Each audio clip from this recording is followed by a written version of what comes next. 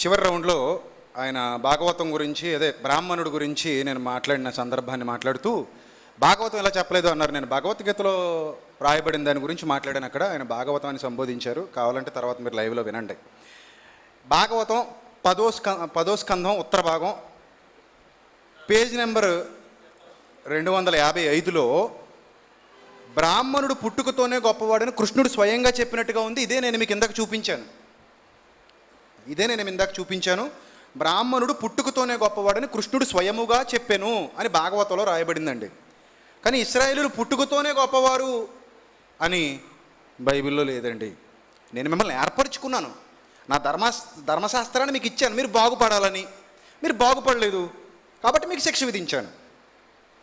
ఎంతోమంది ఇశ్రాయేలీయుల్ని దేవుడు శిక్ష విధించాడు. వాళ్ళకి పక్షపాత ధోరణితో ఎక్కడ వ్యవహరించలేదు. ఇక యెషయా గ్రంథం 53వ అధ్యాయం క్రీస్తు గురించి కాదని ఎప్పటికీ నిలబడతానని అన్నారు ఆయన. చూడండి జాగ్రత్తగా. యెషయా గ్రంథం 53వ అధ్యాయం 7వ వచనం. అతడు దౌర్జన్యమునందెను, వదకు తేబడిన గొర్రెపిల్ల మౌనముగా ఉండినట్లు అతడు నోరు తెరవలేదు. మళ్ళీ చెప్తున్నాను, బైబిల్లోని 66 పుస్తకాలు పరిశుద్ధాత్మ ప్రేరణతో వ్రాయబడ్డాయి. వక్రీకరణ చేసే వాళ్ళకి విభజించి మాట్లాడతారు. అన్నీ పరిశుద్ధాత్మ ప్రేరణతో రాయబడ్డాయని గ్రంథమే సాక్ష్యం ఇచ్చింది. మనస్సాక్షి ఉంటే దాన్ని అంగీకరించాలి. ఇప్పుడు ఈ వచనం ఎక్కడ నెరవేరిందో తెలుసండి? యేసుక్రీస్తు విషయంలోనే నెరవేరిందండి. నెరవేరింది అనటానికి పరిశుద్ధాత్ముడు సాక్ష్యం ఇప్పిస్తున్నాడు. మత్తయి, మార్కు, లూకా, యోహాను మాత్రమే ఆయన జీవితం అని అనకూడదు. ఏ లూకా సువార్త రాసినటువంటి ఏ లూకా అయితే ఉన్నాడో ఆయనే అపోస్తలుల కార్యాలు కూడా రాశాడు. ఆయన అపోస్తలుల కార్యాలు 8వ అధ్యాయము 32 నుండి 36 వరకు మీరు చూడగలిగితే, నపుంసకుడు వెళ్ళిపోతూ ఉన్నప్పుడు ఈ మాటలే చదువుతూ ఉంటాడు, అతనికి అర్థం కావు. అప్పుడు పరిశుద్ధాత్ముడే పరిగెత్తుకుని వెళ్ళమని చెప్తాడు పిలుపుతో. పిలుపు రథం వెంట పరిగెత్తినప్పుడు నువ్వేం చదువుతున్నావు? ఏమో నాకు అర్థం కాలేదు, యెషయా గ్రంథంలో రాయబడి చదువుతున్నాను. ప్రవక్త ఎవరి గురించి చెప్తున్నాడు బాబు అని రథం మీద కూర్చోబెట్టుకుని అడుగుతాడు. అప్పుడు పిలుపు, ఇది ఇశ్రాయేలీయుల గురించి చెప్పాను, అతడు అనగా ఇశ్రాయేలీయులు అని అల్లా. మరి ఏమన్నాడు తెలుసా? యేసుక్రీస్తు గురించి చెప్పాడు అని, యేసును గూర్చిన సువార్త అతనికి ప్రకటించను అని లేఖనం సాక్ష్యం ఇస్తుంది. మేము లేఖనాన్ని నమ్ముతాం. మీరు గ్రంథ వక్రీకరణ చేసినప్పటికీ మేము లేఖనాన్ని నమ్ముతాం. ఇక యెషయా గ్రంథం 53వ అధ్యాయం 12వ వచనం. అతడు మరణమునందునట్లు తన ప్రాణమును దారపోసెను, అతిక్రమము చేయు వారిలో ఎంచబడిన వాడాయను అనే మాట మనకు కనబడుతుంది. దీన్ని లూకా సువార్త 22:37లో పరిశుద్ధాత్మ ప్రేరణతో లూకాగా రాస్తూ ఇది క్రీస్తు విషయంలో నెరవేరింది అన్నారు. ఇప్పటికి 2 సాక్ష్యాలు చూపించాను. ఇక యెషయా గ్రంథం 53వ అధ్యాయం 4వ వచనం. నిశ్చయముగా అతడు మన రోగములను భరించెను. ఇది మత్తయి సువార్త 8వ అధ్యాయం 17వ వచనంలో, మత్తయి సువార్త 8వ అధ్యాయం 17వ వచనంలో క్రీస్తు విషయంలో నెరవేరింది అని గ్రంథం సాక్ష్యం ఇచ్చింది. ఇక యెషయా గ్రంథం 53వ అధ్యాయము 4వ వచనం. నిశ్చయముగా యెషయా గ్రంథం ఆల్రెడీ చెప్పాను. ఇక జకర్యా గ్రంథం 13వ అధ్యాయం 7వ వచనం. ఖడ్గమా గొర్రెల కాపరి మీదను సహకారి మీదను పడుము. ఇది మత్తయి సువార్త 26వ అధ్యాయము 31లో నెరవేరింది. మార్కు సువార్త 14వ అధ్యాయము 27లో నెరవేరింది. ఆ కాపరి యేసుక్రీస్తు అనుంది. ఈయన గతంలో మాట్లాడుతూ బుద్ధి లేని కాపరిని వేరే రెఫరెన్స్ దాన్ని కోట్ చేశారు. కాపరిని బైబిల్లో అనేక సందర్భాల్లో ఉంది. నా కాపరులు కుక్కలు, వారు మొరగలేరు అని యెషయా గ్రంథంలో కూడా రాశాడు. వాళ్ళు ఎవరి గురించి? దొంగల గురించి రాసింది అది. ఇప్పుడు కాపరి అన్నంత మాత్రాన్ని అందరూ దొంగలైపోతారా? ఏమండి? కాబట్టి మొన్న ధర్మపీఠంలో ఈయన మాట్లాడుతూ చివరిలో ఒక ఎండింగ్ ఇచ్చారు. అదేంటో తెలుసా? ఏదైనా గ్రంథాన్ని చదువుతున్నప్పుడు ముందే ఒక అభిప్రాయంతో చదివేయకూడదు. గ్రంథాన్వేషణ, సత్యాన్వేషణ చేయాలి తప్ప రంధ్రాన్వేషణ చేయకూడదు అని ఈయనే అన్నారు. ఇప్పుడు అదే ఈయన స్వవచన వ్యాఘాతం చేస్తున్నారు, ఈయన రంధ్రాన్వేషణ చేస్తున్నారు. ఇక ఈయన మాట్లాడుతూ ఇశ్రాయేలీయుల్లో ఎవరినైనా రక్షించాడా అని అడిగారు. పెంతెకొస్తు పండగ దినాన 3000 మంది బాప్తిజం పొందారు. ఎవరు చెప్పండి? వాళ్ళు ఇశ్రాయేలీయులు. ఆ తర్వాత కూడా ఎందరో ఇశ్రాయేలీయులు క్రీస్తుని అంగీకరించారు.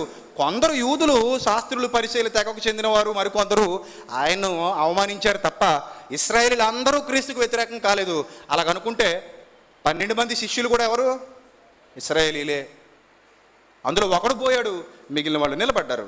రైట్. ఇక అబ్రహాముకు చేయబడినటువంటి వాగ్దానం గురించి మాట్లాడితే గలతీ పత్రిక 3:16లో అబ్రహాముకు చేయబడిన వాగ్దానం సంతానము అంటే ఒకని గూర్చి కాదు, ప్రపంచంలోని ప్రజలందరి గురించి అని సాక్ష్యం ఇస్తుంది. చూడండి, ఒకని గురించి కాదు. ఇది కూడా నేను గ్రంథాన్ని అనుసరించి మాట్లాడుతున్నాను.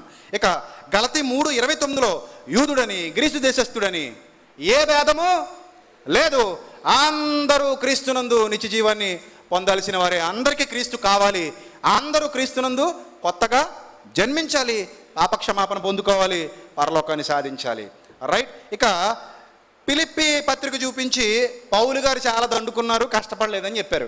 పౌలు గారు ఈ లోకాన్ని పెంటగా ఎంచుకున్నాడు. సమస్తమును నష్టపరుచుకుని దానిని నేను పెంటతో సమానముగా ఎంచుకొనిచున్నాను. ఒకప్పుడు సంపన్న స్థితిలో ఉండనెరుగుదును, ఇప్పుడు భేద స్థితిలో ఉండనెరుగుదును. ఏదో ఒక పీఠం పెట్టేసుకొని, లేకపోతే ఒక ఆశ్రమం కట్టుకునో, లేకపోతే ఒక చర్చి కట్టుకునో ఆయన డబ్బులు దండుకోలేదు. ఆ వచ్చినటువంటి వస్తువులు కూడా దేవుని సువార్త పనికి వాడినటువంటి వస్తువులు తప్ప తన సొంతానికి వాడుకున్నటువంటి వస్తువులు కాదు. నాకేమీ కొదువు లేదంటే దేవుని పనికేం కొదువు లేదని అర్థం. అక్కడ ఆయన బ్రతుకుతున్నది దేవుని పని కోసం. అదే ఫిలిప్పీ పత్రికలో 1:4 వచనంలో నాకు వెళ్ళిపోవాలని ఉంది, చచ్చిపోవాలని ఉంది, కానీ శరీరమును బట్టి మీకోసం నేను నిలబడి ఉన్నాను అని చెప్తాడు. కాబట్టి ఇక ఆ విషయాన్ని ఆలోచించాలి. ఇక లోకం అనగా ఇశ్రాయేలీలు అన్నారు. ఇది బాగా దారుణం. లోకం అనగా ఇశ్రాయేలీలు ఎలాగవుతారండి? యోహాను రాసిన 1 పత్రిక 1:15 వచనంలో చూడండి ఏమనుందో. లోకమంతయు, లోకములో ఉన్నదంతయు ఏంటట? శరీరాశ, నేత్రాశ, జీవపుడము. ఏమండి, కనీస జ్ఞానం ఉన్న వాళ్ళు ఎవరికైనా మాట్లాడుతూ లోకం అంటే ఇశ్రాయేలీలు కాదండి. లోకం అంటే ఇశ్రాయేలీలు కాదు. లోకములో ఉన్నదంతా శరీరాశ, నేత్రాశ, జీవపుడంబం. ఇక పాపక్షమాపణ నిమిత్తం అనే పదం లేదని లోకాసువార్త 24:44 చదివారు.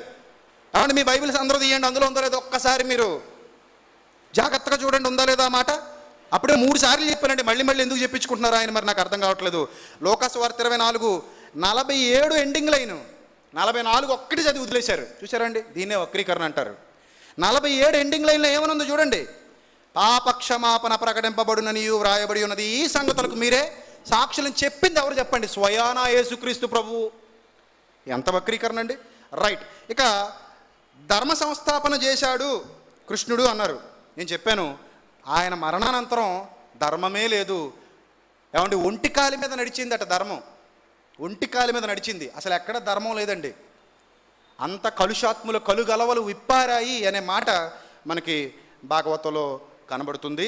కాబట్టి ధర్మం జరగలేదండి, ధర్మ సంస్థాపన జరగలేదు ఆయన మరణానంతరం. ఏ విధమైన ధర్మ సంస్థాపన జరగలేదు. పైపెచ్చు భయంకరమైనటువంటి ఆకృత్యాలు సమాజంలో సంభవించాయి. ఆయన భార్యలను కూడా మదోన్మత్తులు తీసుకెళ్ళిపోయారు. ఆయన భార్యల్ని మదోన్మత్తులు తీసుకెళ్ళిపోయారు. యాదవ కులం అంతా తాగి ఒకరినొకరు చంపుకుని చచ్చిపోయారు. వాస్తవానికి వాళ్ళు దేవతలే యాదవులుగా అవతరించారు అన్నట్టుగా మనకు అక్కడ భాగవతంలో కనబడుతుంది. కాబట్టి ఇదంతా మనం పరిశీలన చేస్తే ధర్మ సంస్థాపన జరగలేదు. ఆ విషయంలో కృష్ణుడు ఫెయిల్ అయ్యాడు. కానీ యేసుక్రీస్తు ఇశ్రాయేలీని రక్షించాడు. ఎందరో ఇశ్రాయేలీలు క్రీస్తుని అంగీకరించారు, బాప్తిస్మం పొందారు. నేను దానికి రుజువు చూపించాను. ఇక పాత నిబంధనలో మనుష్యులందరి కొరకు యేసుక్రీస్తు రాబోతున్నాడు, లేదు యేసుక్రీస్తు ఇశ్రాయేలుకే రక్షకుడా అని ఆలోచిస్తే ప్రియులరా, ఆదికాండం 12:3లో భూమి యొక్క సమస్త వంశములు నీ యందు ఆశీర్వదింపబడును అన్నాడు. గలతీ పత్రికలో దానికి నెరవేర్పు నేను ఇప్పుడు మీకు చూపించాను. ఇక ఎస్తేరు 1:5, ఎస్తేరు 8:17లో కూడా ఆ సందర్భాలు రాయబడ్డాయి.